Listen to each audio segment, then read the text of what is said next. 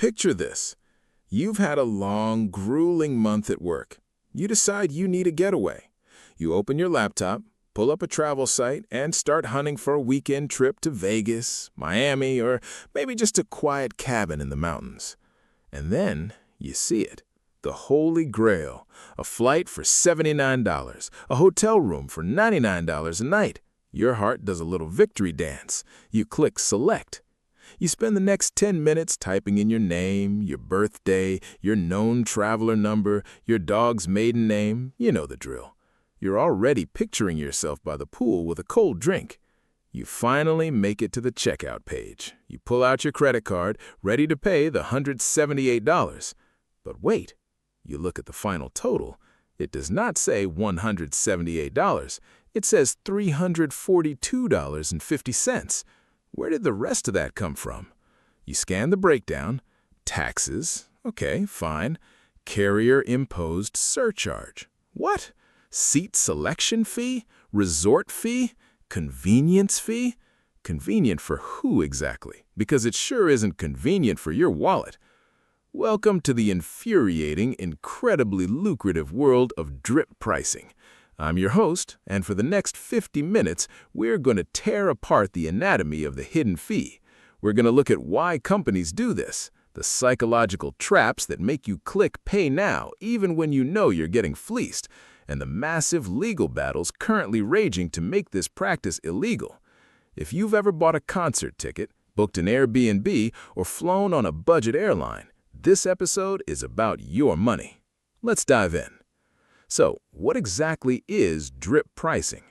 The Federal Trade Commission here in the U.S. defines it as a pricing technique where firms advertise only part of a product's price and reveal other charges later as the customer goes through the buying process.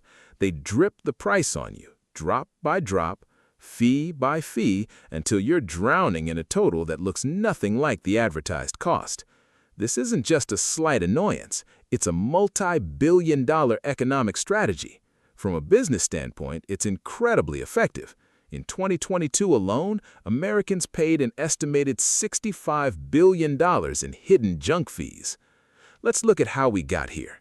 Back in the day, a price tag was a price tag. If a hammer cost $5 at the hardware store, you paid $5 plus standard state sales tax. You knew what you were spending before you walked up to the register.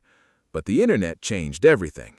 The internet brought us comparison shopping. Search engines and aggregators trained us to sort by price, lowest to highest. And that right there, the sort by lowest price button, is patient zero for the drip pricing epidemic. If an honest hotel lists their room at $150 total and a sneaky hotel lists their room at $100 but adds a $50 mandatory resort fee at checkout, the sneaky hotel wins the search results. They get the click. And in the digital economy, the click is everything. Companies quickly realized that if they displayed their true price up front, they would lose to competitors who were lying. Let's break down the worst offenders, because not all drips are created equal. First up, the live event industry. We can't talk about hidden fees without talking about live music. You want to go see a major pop star or even just a local indie band, you see a ticket for $50. By the time you check out, there's a service fee of $18, a facility charge of $5, and an order processing fee of $4. Your $50 ticket is now $77. That's a 54% markup in pure fees. Why are they called processing fees? Are they hand-carving the ticket out of marble and delivering it via horseback? No, it is an automated digital barcode. The cost to process it is fractions of a penny. The fee exists simply because these ticketing platforms have a massive market share, and you have no other way to see the show. You either pay the ransom or you stay home. Next, the hospitality industry, the dreaded resort fee. Hotels saw what ticketing vendors were doing and decided to join the party. You book a hotel in Las Vegas. The room rate is $35 a night. Amazing deal, right? But when you get to the front desk, they hit you with a $45 a night resort fee. And what does this fee cover? The front desk clerk will look you dead in the eye and say it covers Wi-Fi, access to the fitness center, and local phone calls. Think about the last time you made a local phone call from a hotel room. It was probably 1998. The most frustrating part is that these fees are completely mandatory. Even if you do not use the gym, do not connect to the Wi-Fi, and do not touch the phone, you must pay it. Therefore, it is just the price of the room, disguised to avoid hotel taxes and look cheaper online. Finally, the airlines, the pioneers of unbundling. They advertise a $19 flight, but you want to bring a carry-on bag? That is $40. You want an assigned seat so you're not sitting by the bathroom? That is $25. You want a bottle of water? $4. Now, the airlines argue this is actually good for consumers. They call it a la carte pricing. They say, why should you pay for a checked bag if you're not checking one? And to be fair, unbundling can be reasonable if the base price actually gets you the core service. But drip pricing crosses the line when the fees are unavoidable to actually use the product. If you have to pay the fee to get the core experience, it is not a la carte. It is deceptive. So if we all hate it, if it makes our blood boil, why does it work? Why don't we just abandon the shopping cart and close the tab? Because these companies have behavioral economists on payroll, and they are exploiting the way the human brain is wired. First, we have the sunk cost fallacy. Think about the booking process. You don't just click one button. You go through 3, 4, maybe 5 screens. You enter your personal details. You enter your credit card. You have invested time, maybe 15 minutes, researching and picking this exact seat or room. By the time the final price is revealed, your brain says, well, I've already come this far. I don't want to start all over again. You have invested too much time to quit, so you just pay the extra $30. Then there's the endowment effect. Once you select that flight or concert ticket, you start imagining yourself there. You picture singing along at the concert. You picture sitting on the beach. Your brain has already taken ownership of the experience.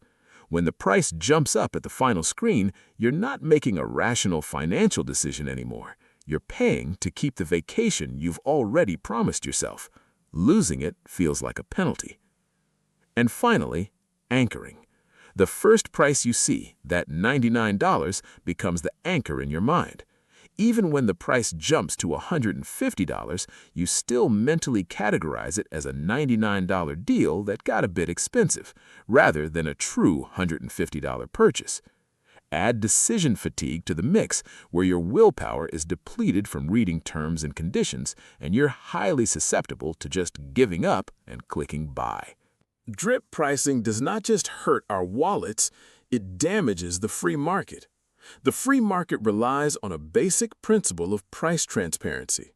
If you have 2 coffee shops side by side, and one sells a latte for $4 and the other for $5, you can make an informed choice. But if the $4 coffee shop charges a mandatory $2 cup rental fee at the register, you are deceived, and the honest $5 coffee shop goes out of business because everyone walked into the cheaper shop first. Honest businesses are heavily penalized in a drip pricing economy. But the tide is turning. Governments are finally getting sick of the junk fee economy. In the United States, the Federal Trade Commission has proposed sweeping new rules that would ban businesses from hiding mandatory fees. It would require companies to show the total, all-in price upfront. If this passes, it will fundamentally change how we buy things in America. We can also look to other parts of the world. In the European Union, Australia, and the UK, drip pricing is already heavily regulated or outright illegal. In Europe, if an airline advertises a fare, that fare must include all mandatory taxes and fees by law. Multinational companies actually change their website interfaces depending on what country your IP address is in, simply because they are forced to be honest elsewhere. Take short-term rentals as a prime example. For years, users complained about exorbitant cleaning fees that ruined their travel budgets. After massive public backlash, major platforms introduced toggle switches allowing users to display the total price up front. It was a huge victory for consumers. But it begs the question, why does it have to be a toggle switch? Why isn't honesty just the default? Because the psychology of the drip is too profitable to give up completely. So, until regulators completely outlaw this practice, what can you do? How do you protect your wallet? First, always assume the first price is a lie. When you look at a flight, a hotel, or a concert, mentally add 30% to the advertised price. Set your budget based on that expectation. Second, use the right tools. When booking travel, make sure you turn on the filters that say include taxes and fees. Force the websites to do the math for you before you fall in love with a listing. Third, for hotels, try calling directly. If you see a ridiculous resort fee online, sometimes calling the front desk and booking directly can get it waived.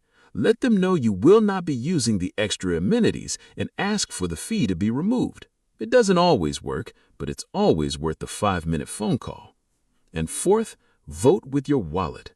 When companies offer all-in pricing with no hidden fees at checkout, support them. Let the market know that transparency is a competitive advantage. Drip pricing is a testament to the dark arts of digital marketing. It preys on our optimism, our exhaustion, and our sunk costs. It turns the excitement of planning a trip or going to a concert into an exercise in frustration. But awareness is our best defense. The next time you see a deal that looks too good to be true, you'll know exactly what is waiting for you at checkout. Don't let the drip wear you down. That's all for today's deep dive. If you enjoyed this episode, please leave us a review. And don't worry, there are no hidden convenience fees for subscribing. It's completely free, right up front. Thank you for listening, and stay vigilant out there.